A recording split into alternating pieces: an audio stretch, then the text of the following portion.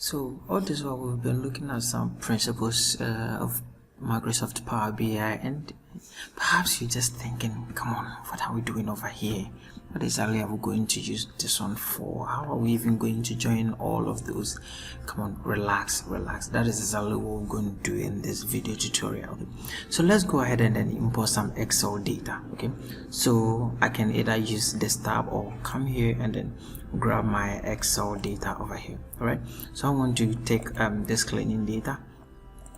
Okay, so I'm sure you are aware that all this while what we've been trying to do is to look at how we can manipulate the data we get, because we made the premise that the data we are going to get from the world is not as clean as we want, so we'd have to be massaging the data a bit before we can run our analysis on it. Okay, so that is exactly what we are doing. So let me go ahead and then select the machines over here. Okay, now if I select the machine, look at something over here.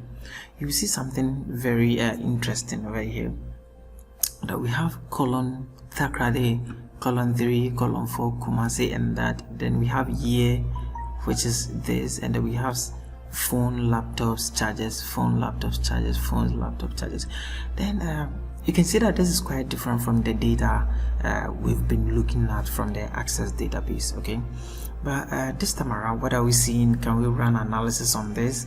We have some kind of null values over here, we have negative values over here. What's happening over here? Okay, so don't worry, we are going to look at how we can transform this data to look like how we can analyze it, because we can't run analysis on this, to be frank. So let's continue from the next tutorial.